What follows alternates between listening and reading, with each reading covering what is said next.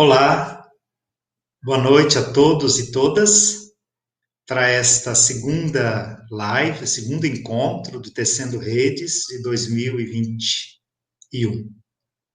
Eu sou Geraldo Demore, professor jesuíta aqui da Faculdade Jesuíta de Belo Horizonte, e comigo nesta noite estará a professora Maria Clara Bingemer, da Pontifícia Universidade Católica do Rio de Janeiro, e o irmão Denilson Mariano, daqui de Belo Horizonte também,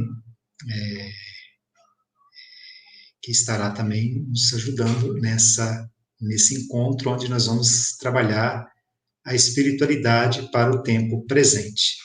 Gostaria de lembrar que o Tecendo Redes, Diálogos Online de Teologia Pastoral, é uma organização do Grupo de Pesquisa Teologia e Pastoral, ligado ao Programa de Pós-Graduação da Faculdade Jesuíta, em parceria com a PUC Minas, o Instituto Santo Tomás de Aquino e o Centro Loyola de Belo Horizonte.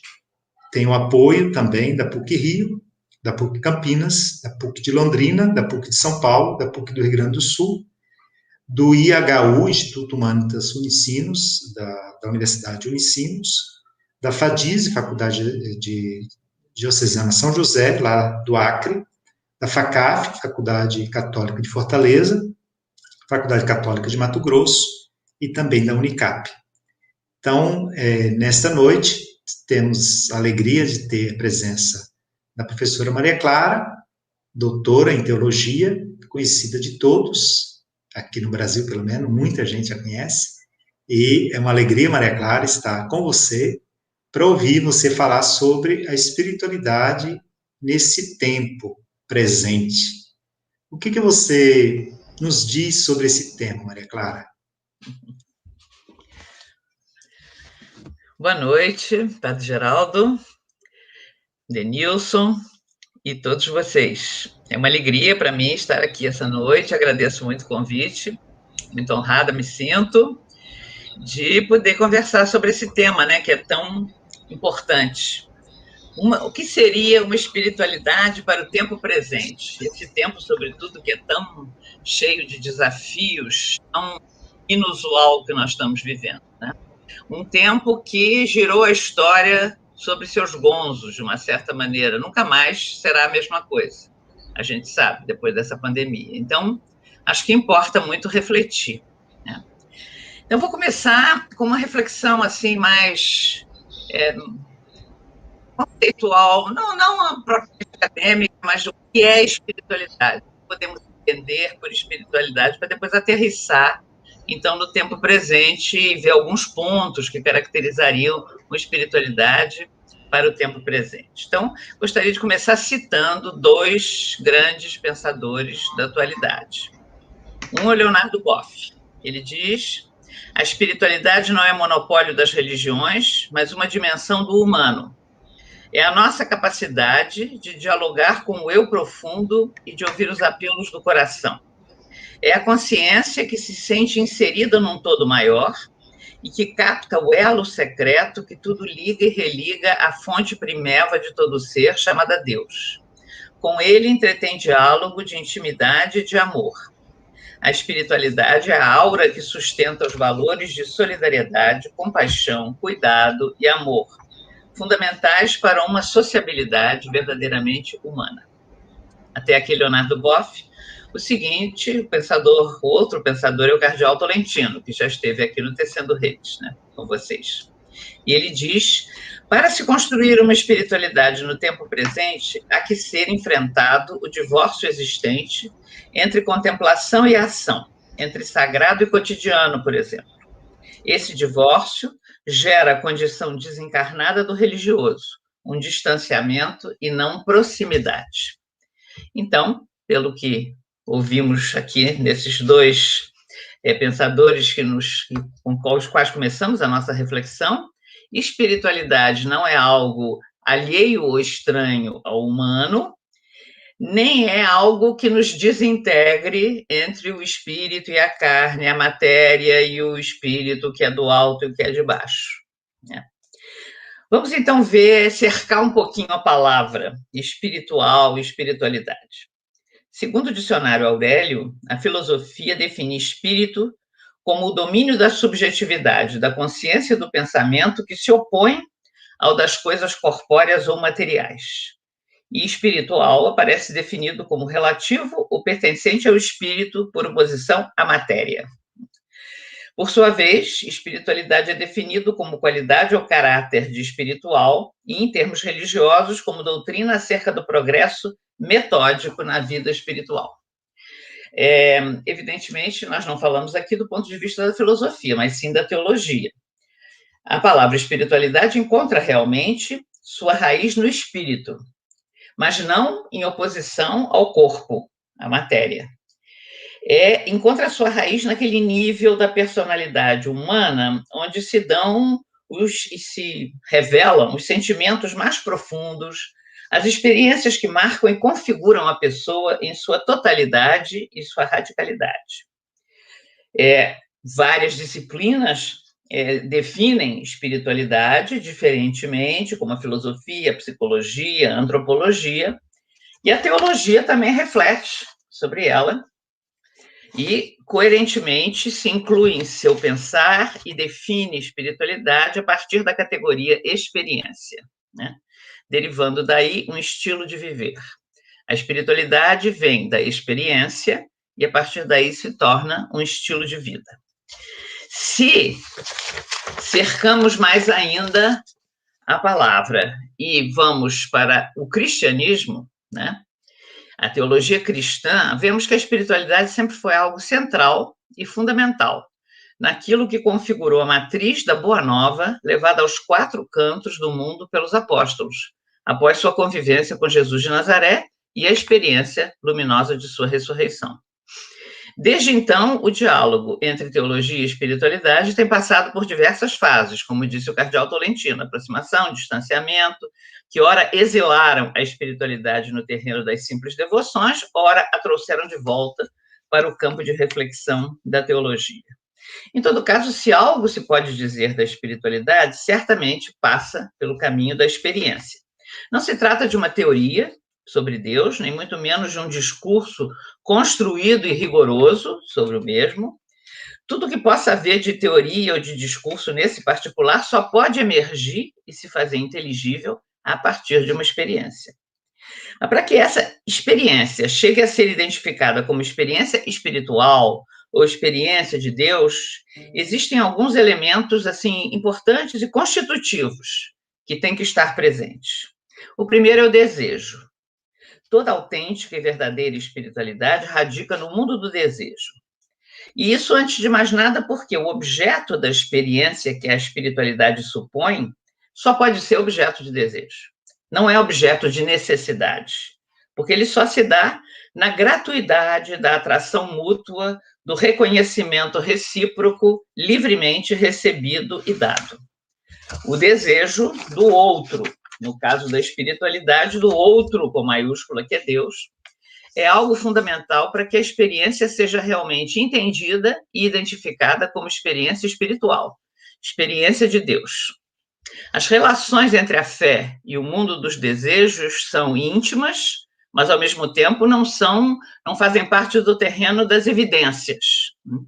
Poucas dimensões da existência humana possuem tais implicações como o mundo do desejo.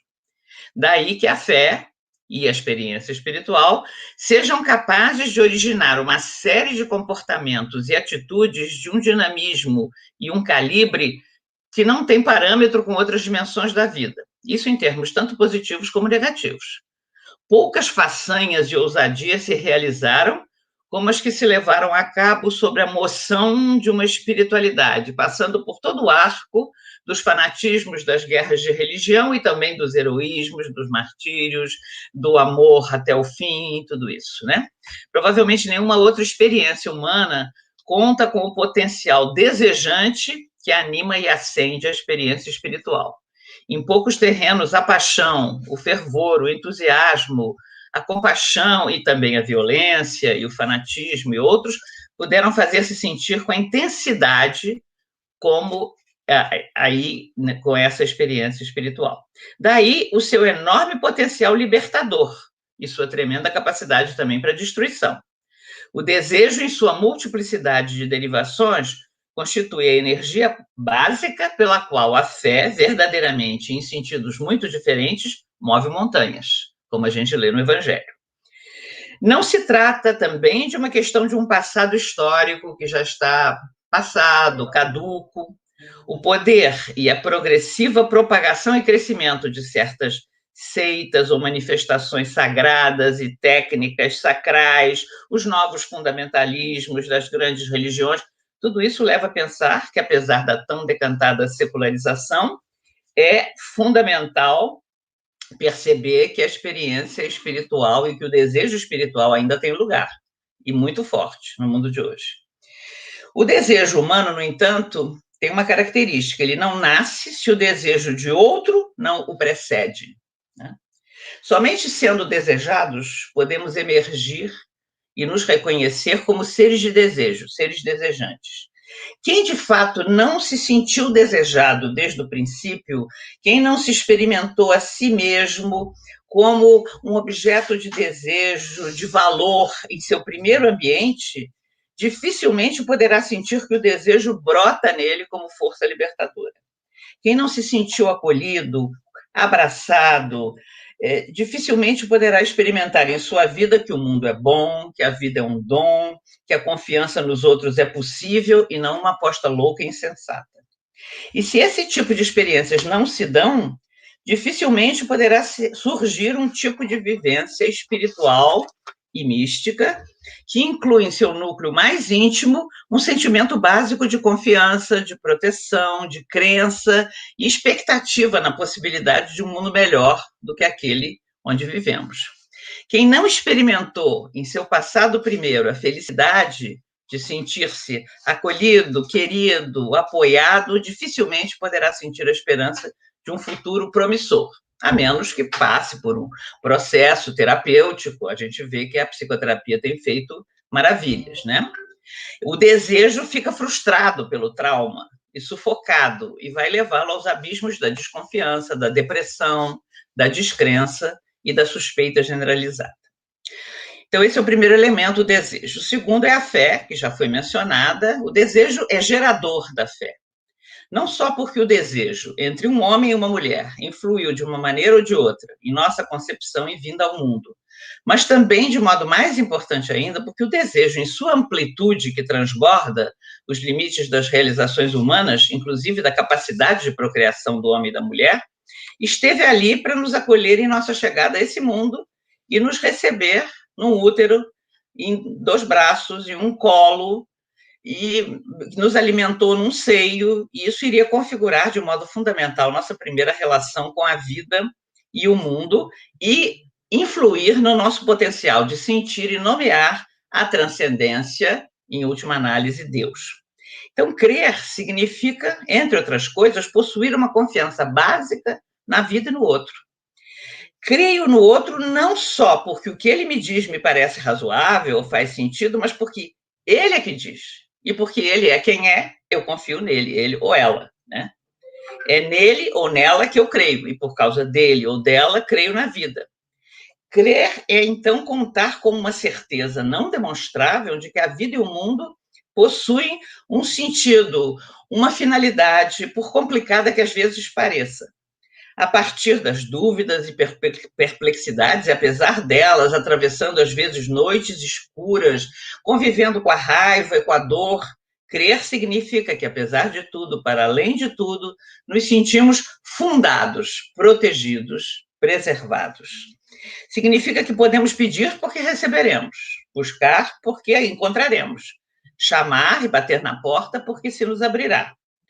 Crer implica que podemos estar pressionados, mas não desesperados, acossados, mas não abandonados, como diz a segunda carta aos Coríntios, capítulo 4, versículo 9. Por fim, pelo fato de recorrer ao termo que talvez qualifique melhor que nenhum outro a essência da fé, pela crença, nos sentimos salvos, seja qual seja o modo em que queiramos entender essa salvação. Crer significa, então, de um modo muito fundamental, sentir que aconteça o que acontecer, no final não afundaremos num poço ou num abismo sem fundo, mas seremos sustentados e protegidos. Agora, para poder experimentar esse sentimento, nuclear em toda vivência de fé, sentimento e experiência de, o Novo Testamento diz, com todas as letras, de ser amado antes mesmo de haver podido amar, de haver tido sequer sabido, ou concebido, ou imaginado o que é o amor, de que somos mais importantes que os pássaros do céu ou os lírios do campo. Para tudo isso é necessário haver tido previamente esse mesmo tipo de experiência nos momentos em que nos abrimos à realidade do mundo, quando começamos a ter os primeiros contatos com a vida, enquanto nos constituíamos como sujeitos humanos. Somente desde a confiança básica infantil, que nos possibilitou dormir confiantes nos braços da nossa mãe, ou da figura que foi materna ou paterna em nossa vida, se pode experimentar a confiança nos braços de um Deus que é pai e mãe. A vida, posteriormente, em muitas de suas etapas, deixará sentir e ver essa vinculação íntima que existe desde o princípio entre a energia do desejo e a possibilidade de decifrar a existência em seu sentido último e transcendente. Todos podemos experimentar que nos momentos em que a vida nos rouba as ilusões, nos golpeia com sentimentos depressivos de solidão, de insegurança, de desalento, a fé também se faz difícil. A esperança ameaça se quebrar, restando-nos, no melhor dos casos, o lamento final que foi o do próprio Jesus. Meu Deus, por que me abandonaste? Em meio ao silêncio e a uma ausência sentida e dolorosa.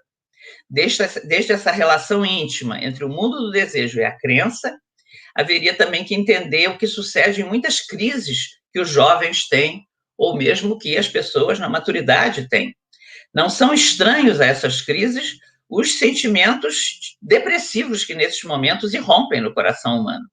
É difícil crer e esperar quando as entranhas mais profundas experimentam solidão e o coração se vê invadido por perplexidade e desamparo. O terceiro elemento é a relação. Essa experiência de desejar, de crer, é fundamentalmente uma experiência relacional.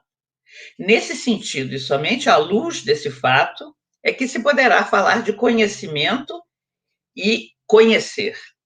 A espiritualidade é um conhecimento de Deus, um conhecimento do outro, mas é um conhecimento que vem da experiência e onde a inteligência e o intelecto entram apenas no sentido de compreender não a experiência propriamente, abstratamente falando, mas o sujeito concreto que faz essa experiência.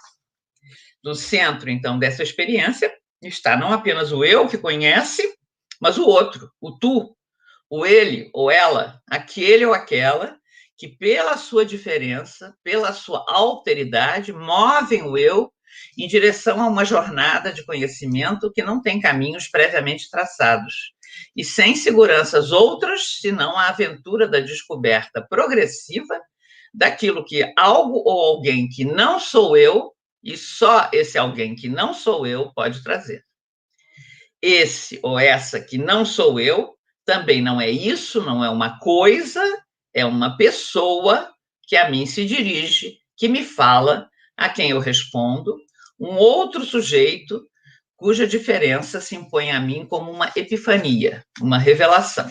Levinas dizia isso sobre a relação com o outro semelhante a mim, com o outro humano, mas podemos, por analogia, aplicar isso também à experiência de Deus.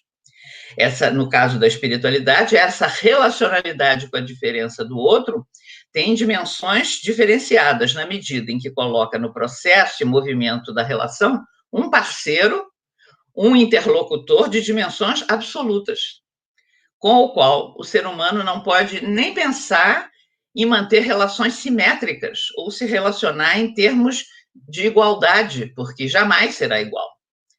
A relação só tem possibilidade, então, de dar-se no movimento da gratuidade. Trata-se de um outro cujo perfil misterioso, um outro que é mistério, se desenha, sobretudo nas situações limite da existência, e transforma radicalmente a vida daquele ou daquela que se vê implicado nessa relação. O caminho da relação com o outro, então, é constitutivo da espiritualidade e da experiência espiritual. No caso da espiritualidade cristã, essa alteridade tem o componente antropológico no centro da sua identidade, uma vez que o Deus experimentado se fez carne e revelou um rosto humano. Tudo que releva da experiência espiritual autêntica, então, falando desde a perspectiva cristã, não pode desviar ou abstrair ou mesmo distrair daquilo que constitui a humanidade do ser humano. É paradoxalmente na similitude mais profunda com o humano que o Deus da revelação cristã vai mostrar sua diferença e sua alteridade, impossíveis de serem esgotadas, mas, paradoxalmente, possíveis de serem experimentadas. A espiritualidade cristã no tempo presente, então, vamos aterrissando no nosso tema, como em outros tempos, está mais do que nunca desafiada para redescobrir seu lugar e seus caminhos a olhar para o humano e o mundo como via necessária para o divino.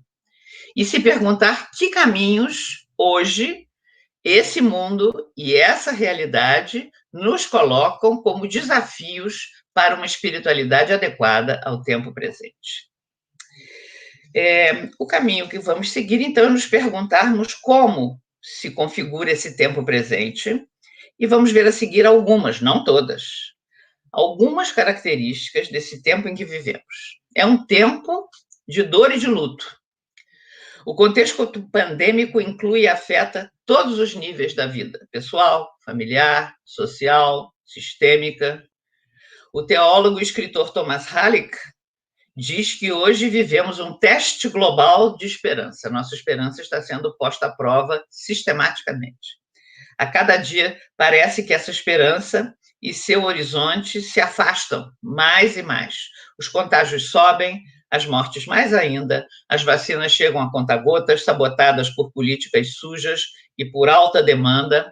O Papa Francisco cansa de repetir que a vacina é um bem comum, as grandes potências parecem não dar a menor importância para isso, as grandes potências e as não tão grandes potências também. Empresários e pessoas poderosas financeiramente querem pelas margens comprar vacinas e excluir os pobres do acesso a ela, enfim. Né? A pandemia está longe de acabar. Vivemos nesse momento todo um conjunto de perplexidades, com seus recrudescimentos que falam de segunda onda e vem uma terceira, toda a disputa imoral sobre as vacinas, né? Que falamos antes, que o Papa Francisco repete que é um bem comum. Em todo caso, já temos uma suficiente experiência de estar imersos nessa pandemia, lutando contra um vírus de 5 milímetros que pôs de joelhos uma humanidade que ainda guardava muito da arrogância, da modernidade, da razão potente, que pensava em robótica, em transhumanidade, pós-humanidade, e está impotente diante desse minúsculo vírus. Segundo, é um tempo de pobreza, fome, carências diversas. O impacto dessa pandemia sobre a economia, o trabalho e tudo que faz a tessitura da vida cotidiana e da possibilidade de viver é evidente. Em nosso país, essa evidência tomou contornos bem cruéis. Se algo ficou claro, foi a obscena desigualdade em que vive nosso povo, em nosso país. O fechamento de estabelecimentos, empresas, pequenos empreendimentos não prejudicou apenas pequenos empresários e comerciantes que tiveram que fechar seus negócios, né, vendo o seu ganha-pão se esfumar do dia para a noite, né? Mas atirou na miséria e na fome famílias inteiras de comunidades populares que dependiam dos postos de trabalho que foram fechados e cancelados com o avanço da doença, e muitas dessas pessoas estão dependendo de doações para sobreviver. É fome mesmo. O Brasil tinha saído do mapa da fome, voltou fortemente a esse mapa, essa macabra cidadania. Terceiro, é um tempo de calamidade climática. O planeta, que é, segundo o Papa Francisco, a nossa casa comum, encontra-se profundamente adoecido, está doente o planeta. Uma má compreensão do mandato genesíaco, crescer e dominar a Terra, degenerou num antropocentrismo radical que nos fez descuidar totalmente da criação e da Terra. Isso resultou no esgotamento dos recursos, no adoecimento global do planeta. Estamos todos enfermos. E essa pandemia não se toma claro disso. Essa enfermidade necessita de um debate que nos una a todos, porque o desafio ambiental que vivemos e as suas raízes humanas dizem respeito e têm impacto sobre todos nós. O movimento ecológico mundial cresce, já percorreu um longo caminho, gerou muitas iniciativas que ajudaram na conscientização, mas muitos esforços na busca de soluções concretas acabam, com frequência, frustrados, né? Não só pela recusa dos poderosos que lucram com a exploração do meio ambiente, mas também pelo desinteresse de muitos. As atitudes que dificultam os caminhos de solução, mesmo entre os crentes, vão da negação do problema à indiferença, à resignação acomodada ou à confiança cega nas soluções técnicas, passando por uma soberba antropocêntrica e mesmo androcêntrica que mascaram o problema. Diante disso, precisamos de uma solidariedade universal. Como disseram os bispos da África do Sul, eu cito, são necessários os talentos e o envolvimento de todos para reparar o dano causado pelos humanos sobre a criação de Deus. Quarto, é um tempo de emergência do feminino e das suas virtudes e iniciativas. Nesse difícil tempo em que vivemos, as mulheres têm sido, como frequentemente acontece, as maiores vítimas. A violência doméstica aumentou em nível exponencial durante este tempo. Os feminicídios apresentam números assustadores. As mulheres estão dentro de casa, convivem com o agressor confinadas e com menos possibilidades de se defender e ser socorridas. Também, recentemente, o noticiário ocupou todas as páginas com o caso horrível do menino Henri, que foi assassinado, parece, pelo padrasto e pela mãe, com a conivência da mãe. Então, junto com as mulheres, vêm as crianças, né? As mulheres, em geral, estão com seus filhos e a agressão contra as crianças também tem aumentado. Por outro lado, esse tempo tem revelado virtudes que são normalmente atribuídas ao feminino, mas que deveriam ser praticadas por todos os seres humanos, como o cuidado, a dedicação à vida, o assumir a vulnerabilidade e transformá-la em lugar de revelação e salvação, apostar no pequeno, fazê-lo frutificar. Por tudo isso, as mulheres têm se notabilizado e estão gerando e fornecendo um ensinamento profundo a toda a humanidade. Vivendo, então, nesse tempo com essas características, como se configuraria a espiritualidade adequada para o tempo presente? Como sentimos que nos move o Espírito de Deus em meio a esse mar de incertezas e inseguranças que nos desafia ao mesmo tempo que nos golpeia? Primeiro, retomar o luto com um olhar pascal. Se o tempo é de dor e de luto, a primeira coisa que se pede de uma espiritualidade adequada a tal tempo é assumir esse luto para dentro da experiência espiritual. Não podemos fazer de conta que não aconteceu nada, que tudo vai voltar a ser como antes, né? Que vamos fazer festa e continuar esgotando os recursos naturais. Houve luto demais, gente, dor demais, sofrimento excessivo que não pode ser ignorado, mas tem que ser respeitado. E por isso deve ser escutado, refletido, rezado para gerar vida. Há que transformar a dor em sofrimento e incluir nela a dimensão da redenção. Para isso, a primeira coisa é escutar as vítimas, parece. Escutar os que perderam seres queridos e não puderam sequer enterrá-los. Escutar as mães que perderam os filhos que perderam pais, os que se despediram do marido, da amada, na porta do hospital e nunca mais os puderam ver. Enterrados que foram em sepultamentos coletivos, sem rituais, sem orações comunitárias, sem cânticos. É uma barbaridade. É uma experiência brutalmente dolorosa essa, porque mais do que uma experiência de luto, é uma experiência da nostalgia do luto não feito, que deixa uma ferida sangrando aberta, sem possível preenchimento. Como igreja, então, somos urgentemente chamados por essa situação a sermos agentes de consolação. Trazer o Consolador para perto dessas pessoas que viveram essa experiência dilacerante, ouvir as histórias de sua dor, deixá-las abrir seu coração ferido, e talvez não tanto falar, mas rezar com elas, silenciar, calar com elas. O querido amigo Henrique Peregrino, que é um leigo consagrado que mora em Salvador, Bahia, responsável pela Igreja da Trindade, em Salvador, tem feito ao longo dessa pandemia uma campanha bonita chamada Silêncio pela Dor. em um momento em que alguns setores importantes do país negavam a dor, a gravidade da situação, descaso pelas mortes, esse silêncio grávido de amor e de esperança era proposto como única resposta possível. Se estamos sendo testados na nossa esperança, isso se torna ainda mais forte ao tomar consciência de que somos e queremos ser guardiães da esperança. E por isso somos responsáveis pela esperança dos outros, do povo. Essa pandemia golpeou duramente a capacidade de esperar do mundo inteiro, mas do povo brasileiro em particular. Sempre foi dito que o brasileiro era alguém de esperança. Tinha até uma peça musical, Brasileiro, Profissão Esperança, um musical que narrava a vida e obra do compositor Antônio Maria. É preciso que as pessoas não percam isso que elas têm de mais precioso, a capacidade de esperar contra toda esperança, de esperar mesmo em meio a tempestades como essa, contra vento e mar rebeldes. Uma espiritualidade para o tempo presente, independente do fato de situar-se ou não nos limites institucionais de uma igreja, tem um papel imprescindível nesse reforço da esperança, nesse cuidar da mecha que ainda fumega para que não se apague. Mas só pode fazê-lo passando pela porta estreita da dor e do luto, a fim de acolher e viver plenamente a luz pascal. Segundo, abraçar a necessidade do outro e ir ao seu encontro. Já o bispo de São Félix do Araguaia, recentemente falecido, Dom Pedro Casaldáliga, dizia que só existem dois absolutos, Deus e a fome. O Brasil recentemente havia saído do mapa da fome, dissemos isso, infelizmente, voltou a integrar essa macabra cidadania, e a pandemia só fez agravar esse estado de coisas.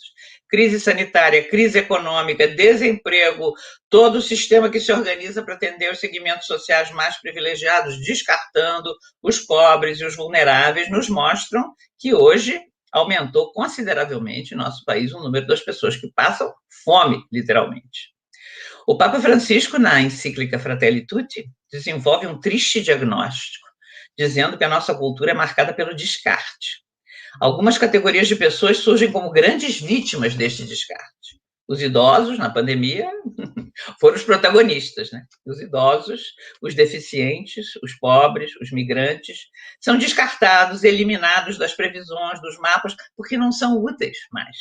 Não lubrificam mais a roda da sociedade, que é baseada no sucesso, no consumo, e não na fecundidade. Uma espiritualidade para esses tempos tem que ter a solidariedade plantada no seu centro. Tal como diz o Papa Francisco, existe uma responsabilidade universal de uns para com os outros, que é a única via para a fraternidade. A atitude do samaritano, que está no centro da encíclica Fratelli Tutti, a parábola do bom samaritano, a atitude do samaritano, idólatra e pagão, diante do estrangeiro ferido à beira da estrada, é a verdadeira atitude humana e, portanto, é a verdadeira atitude espiritual. Mais do que os especialistas da Torá, da lei mosaica, o sacerdote, o levita que passaram, esse pagão cumpriu a lei de Deus, fazendo-se próximo do necessitado. Não importa ali se o ferido é daqui ou dali, está ferido, é isso que importa, o que obriga a compaixão. Assim deve ser a humanidade, diz o Papa Francisco, não composta de sócios que usam os relacionamentos para obter lucro, mas de irmãos que amam e servem livremente. Para isso, mudanças estruturais devem ser feitas, além da conversão pessoal, diz o Papa. Então, uma autêntica espiritualidade para o tempo presente tem que incluir essa responsabilidade social para com os mais fracos, os mais vulneráveis e empobrecidos, que são as vítimas primordiais dos tempos em que vivemos. Terceira característica de uma espiritualidade para o nosso tempo, o cuidado da terra e a responsabilidade pela casa comum.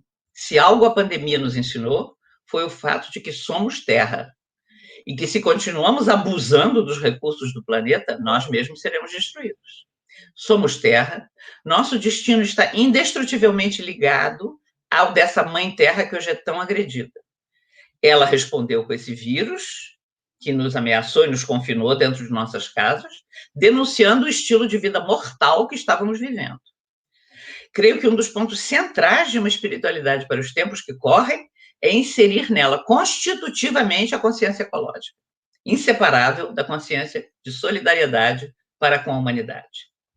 Desde o início, na encíclica Laudato Si, o Papa Francisco relaciona terra e humanidade. Somos terra, pó, barro. Nossa corporeidade é formada pelos elementos que constituem o planeta. A argila, da qual Deus formou Adão, a água que mata a sede, o ar que enche nossos pulmões e nos mantém vivos. Somos terra sobre a qual é soprado o Espírito Divino, o Nefesh divino, que anima, que inspira. E somos chamados a nos maravilharmos por nossa vocação de habitantes da casa comum que dividimos com todos os outros seres, não só os nossos semelhantes, os seres humanos, mas todos os seres vivos. Mas inseparável dessa visão maravilhada diante da criação, que deve ser cuidada com desvelo e atenção, está o alerta contra a atitude predatória com que o planeta é tratado. A principal preocupação do Papa é não separar, sob pretexto algum, o compromisso em favor do meio ambiente e o compromisso em favor dos pobres. Os sofrimentos e as desgraças que a depredação do meio ambiente traz aos pobres são impressionantes. Há uma minuciosa reflexão na encíclica: a poluição da água com a qual os pobres bebem e se hidratam, da qual extraem os peixes que lhes servem de alimento, que lhes possibilita viver da agricultura e do cultivo, até as doenças que as águas poluídas trazem, provocando epidemias e morte. É todo o ciclo da vida que é prejudicado. Igualmente, se seguem na encíclica, na reflexão do Papa, a exposição dos mais vulneráveis aos poluentes atmosféricos que lhes causam sérios danos à saúde, a degradação das condições de vida das populações que forçam essas mesmas populações a migrar, instituindo um círculo vicioso que leva à destruição das famílias, à perda fatal da qualidade de vida e da sobrevivência. O documento propõe uma nova ideia de progresso, não centrado sobre uma arrogante onipotência do ser humano, mas sobre o fato de estamos numa casa comum de todos. O progresso com um desenvolvimento holístico e ecologicamente sustentável é que pode ser o ato fundante de uma nova civilização. Francisco vê a humanidade como uma família, a única família humana.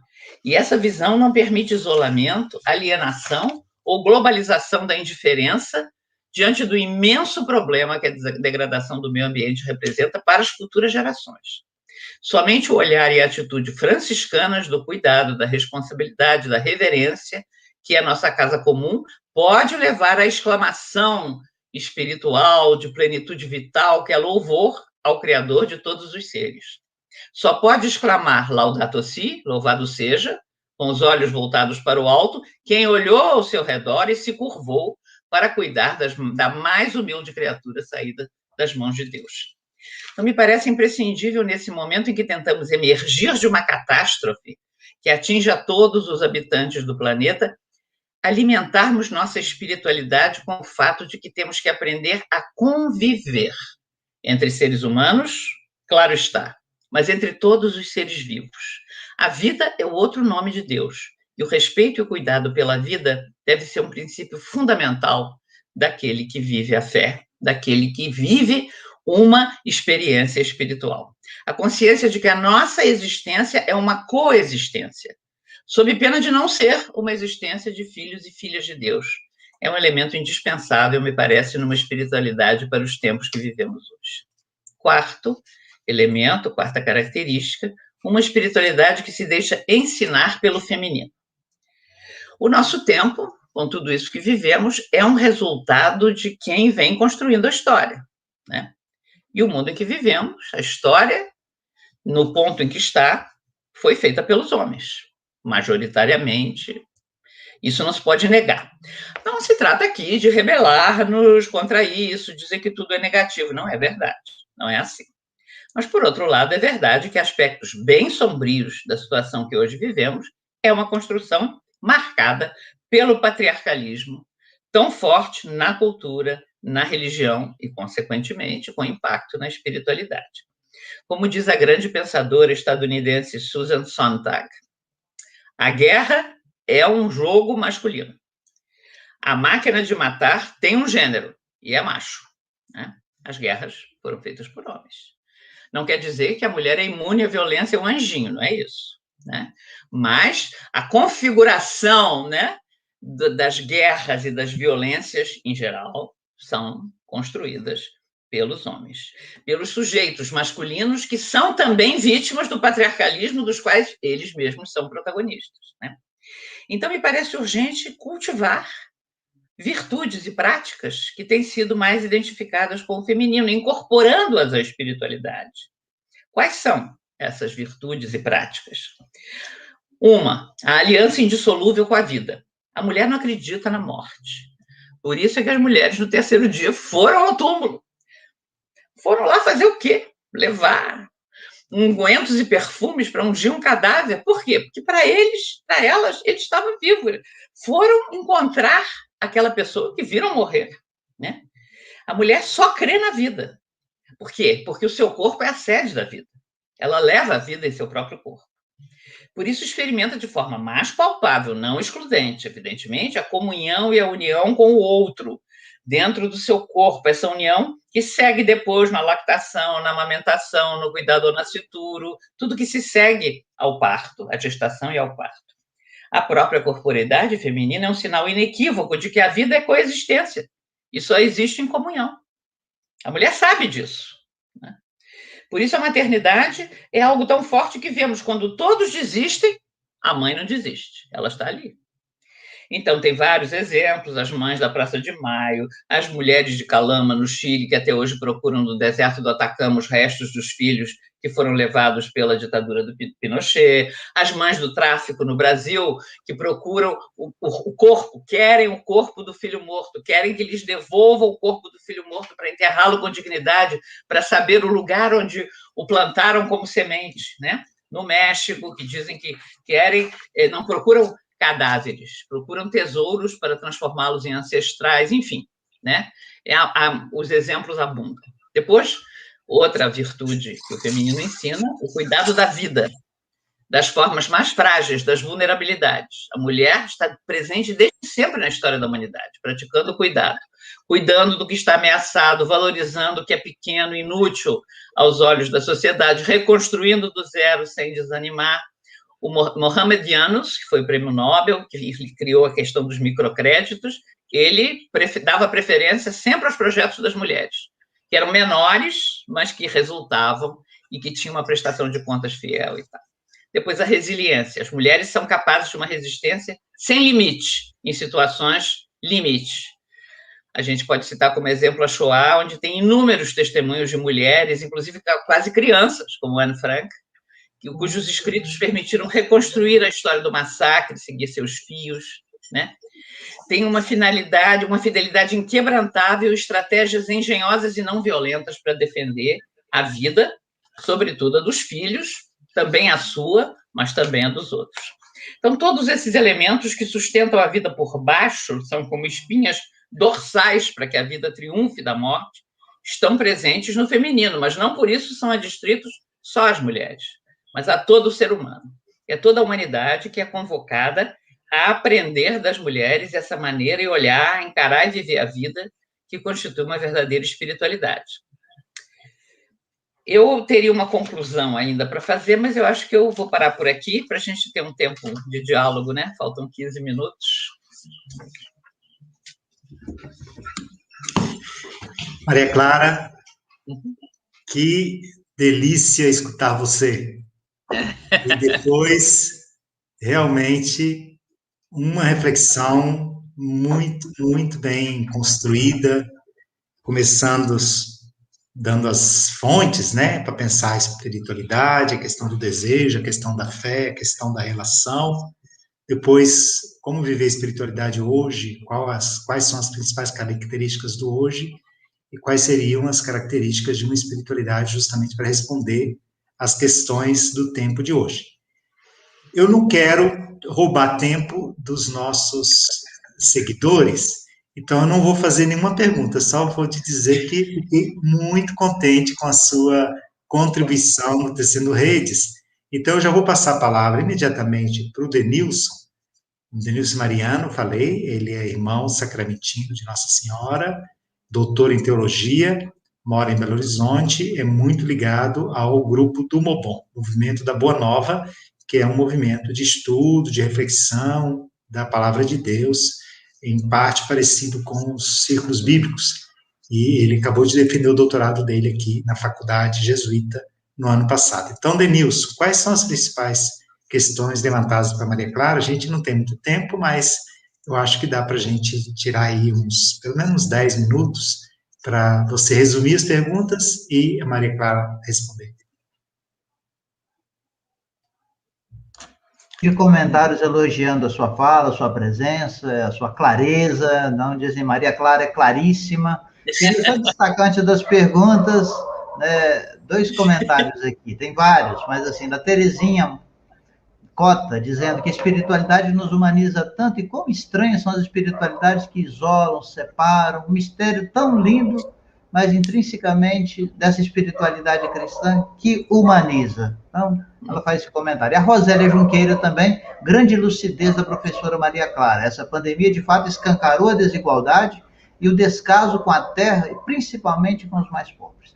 Tem outros comentários aqui da Ana Rosa, da Analice, do André, da Márcia, sim. Mas vamos às perguntas. Eu queria começar com a pergunta trazida pelo Edmilton Lima.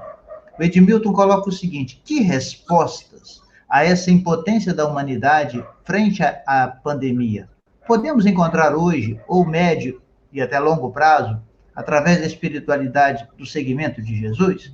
E ligado a essa, uma pergunta do Luiz Gustavo Honório. Esse tempo que estamos vivendo está ensinando, ou pelo menos deveria nos ensinar, a sermos pessoas mais empáticas e cuidadosas conosco, com o outro e com a casa comum?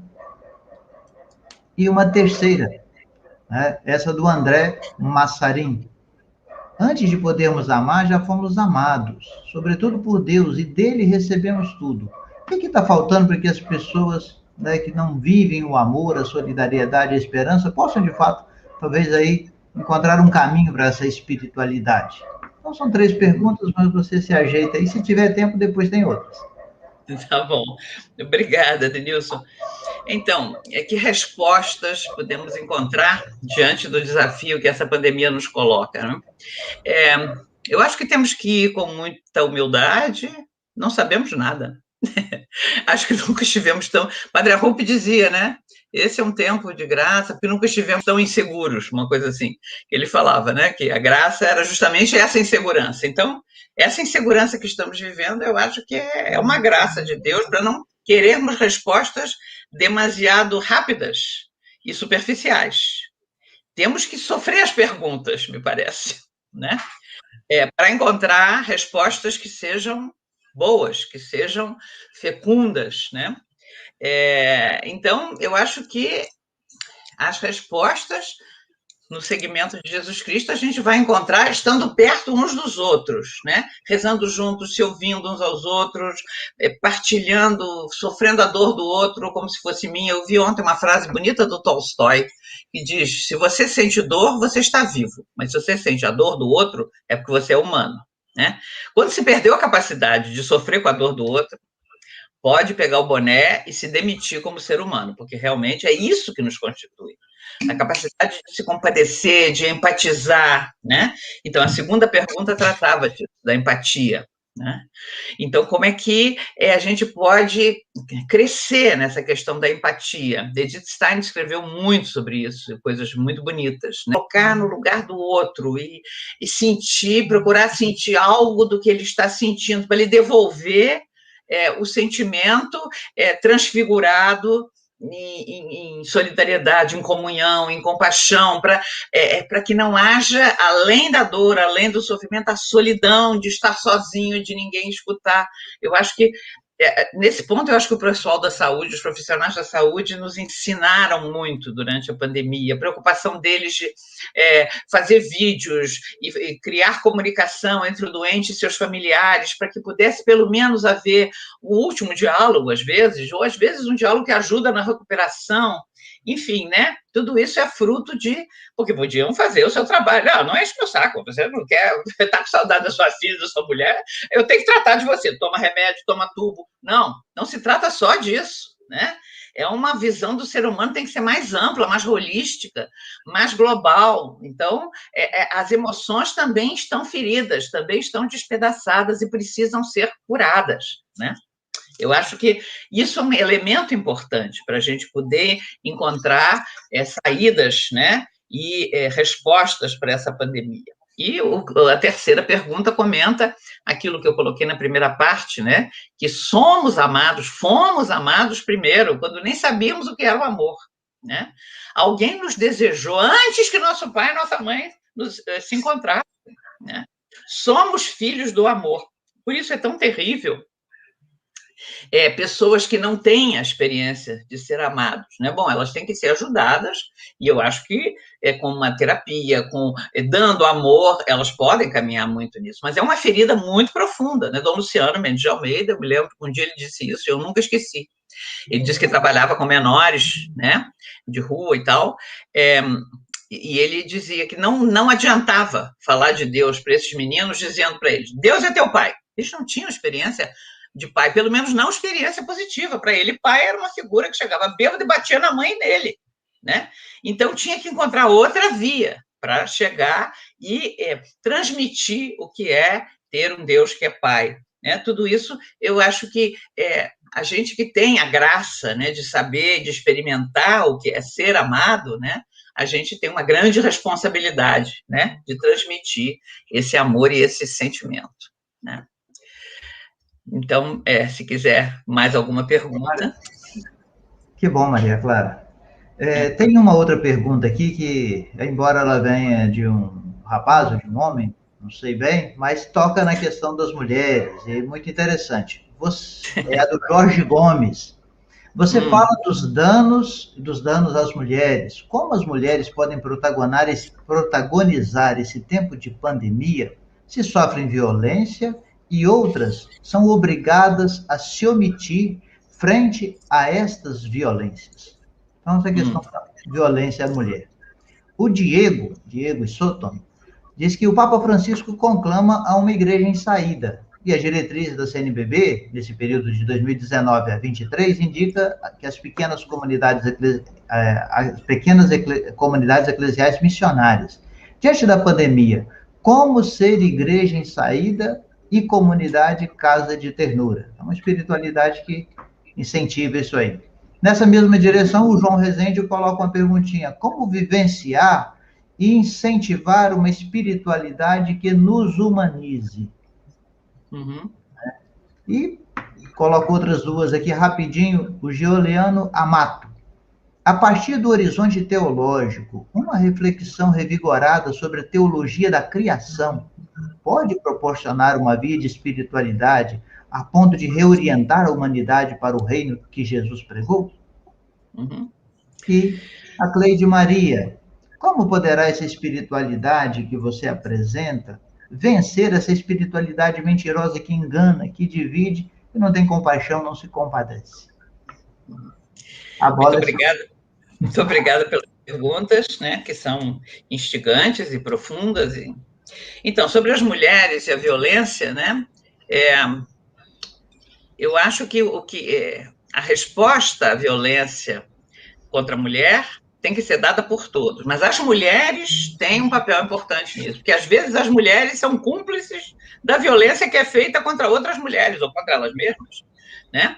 Então, pouco a pouco estão aparecendo essas instâncias onde as mulheres têm medo de ir, que são as delegacias da mulher, para denunciar as violências que o parceiro faz. A mulher tem sempre aquela coisa meio, quando ela está apaixonada, sobretudo, pelo agressor e tal, ela, não, ele vai mudar. Então, não tem conta, às vezes, que as mulheres são agredidas, denunciam. Aí ele jura que nunca mais vai fazer isso. Aí ela acredita, retira a denúncia, volta para casa e ele mata ela, né?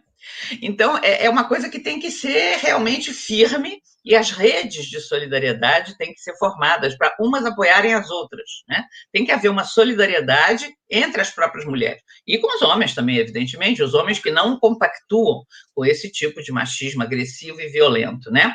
E como eu falei antes, é uma coisa terrível, porque toda violência contra uma mulher, muitas vezes leva junto a violência contra uma criança, né? Para nem falar do caso do menino Henri, né? do enteado do vereador doutor Jairinho, que horror isso, meu Deus do céu. Mas falando de um outro caso que foi no Natal, como foi perto do Natal, passou meio desapercebido, uma juíza, né? Que o marido agredia E ela tinha 3 filhas. Então, como ela era juíza, conseguiu escolta policial, custódia, e ele foi proibido de ver as filhas. Aí uma das filhas chegou para ela e disse: mãe, retira essa custódia, polícia, parece que meu pai é bandido. Ela ficou com pena, ele jurou que nunca mais ia fazer, retirou, e foi assassinada a facadas na frente das filhas, né?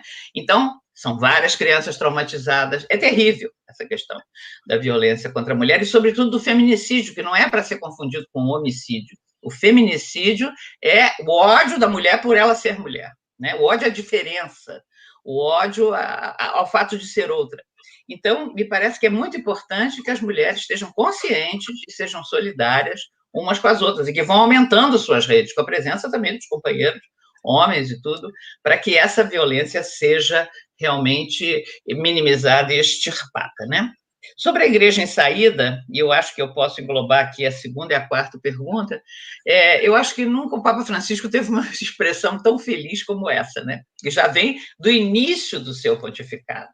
E parece um ovo de Colombo, porque a igreja é para ser em saída mesmo. Desde que ela nasceu, ela é missionária, né? A igreja só se autocompreende para fora de si, em Êxodo, em direção ao outro. É uma concepção totalmente errônea da igreja e equivocada, a igreja que se protege dentro da sacristia, que fecha as portas para não ser contaminada pelo mundo lá de fora. Não, ela tem que ir para o mundo mesmo, né?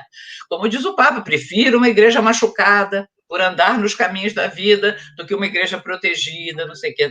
Então, me parece que agora, com a pandemia, mais do que nunca, a igreja tem que assumir mesmo essa identidade de ser igreja em saída. Eu gostei muito dessa expressão, que é igreja em saída e casa de ternura, quer dizer, é acolhida e é ida ao encontro dos outros, né? Em todas as situações vitais em que eles estejam. Então, me parece que nós, que somos... Isso é uma espiritualidade, nós que fazemos parte de uma igreja assim, em saída, é uma espiritualidade que é humanizadora, porque justamente o que nos caracteriza como seres humanos é sermos capazes de ir ao encontro, de sairmos de nós mesmos para irmos ao encontro do outro. Isso é o segredo da parábola do bom samaritano, né? Jesus não estava fazendo ali uma competição de quem conhecia melhor a lei mosaica e de quem praticava, quem era melhor, mais virtuoso. Não, apenas ele disse: o único que teve a atitude humana com o outro foi o samaritano. Lamento, mas ele praticou a Torá mais do que nós. Jesus era judeu, ele estava falando mesmo do seu povo, né? Que somos especialistas na lei, né? A lei foi praticada por aquele que teoricamente não a conhece, não adere a ela. Então, me parece que essa saída é também uma saída que vai ao encontro do outro para acolhê-lo, para fazê-lo sentir que tem uma casa de ternura, não de julgamento, não de juízo, não de atitudes rígidas, mas de acolhimento dele como ele é, dele e dela, né? E, finalmente, a questão da teologia. Acho que aqui eu já incluí a pergunta da espiritualidade humanizadora. E na questão da teologia da criação, me parece, sim, que nós, quer dizer, ainda estamos muito marcados por esse antropocentrismo, né? Radical, que foi predatório para com a criação de Deus. Eu fiz uma live no meio do ano passado, nem me lembro mais em que época, né, organizada pelo Frei Sinivaldo, que é professor aí da FAGE. Eu e Leonardo Boff falamos. Ele falou de São Francisco e eu falei de Santo Inácio, né? Então, me parece que essas duas grandes espiritualidades, que são colunas da espiritualidade católica e tal, tem muita complementaridade, muita reciprocidade uma com a outra, né? Porque Santo Inácio, São Francisco é da Idade Média, é um poeta, é aquele que integrou totalmente criação, amor ao outro, tudo, né? São Francisco é uma figura, assim, realmente prototípica e paradigmática. Inácio, ele surge na fronteira com a modernidade, né? E ele assimila o melhor da modernidade, que é a responsabilidade, a consciência da subjetividade, a liberdade pessoal, né? Mas também o amor pela criação, né? Se não fosse assim, como ele poderia ter composto aquela belíssima meditação final dos exercícios da contemplação para alcançar amor, onde ele vê que tudo fala de Deus, né? Ver como todas as coisas falam de Deus, é possível encontrá-lo em todas as coisas. Então, me parece que a nossa contemplação, a nossa vida espiritual vai ganhar muitíssimo se nós incluímos nela mais essa consciência ecológica, esse amor pela criação, essa boa e sadia teologia da criação. Muito bem, Maria Clara, poderíamos ficar ainda aqui alguns momentos mais, escutando você, mas a gente tem um compromisso nesse Tecendo Redes de ficar na 1 hora. Então, você completou, aí fechou 1 hora, você é britânica, e a gente agradece a todos e todas que nos acompanharam, agradece de coração a sua participação, Maria Clara, nesse nosso programa, agradece também ao Denilson Mariano, que esteve aí, acompanhando as perguntas no chat, e agradece também ao Rafael, que está por detrás, para colocar a gente no ar.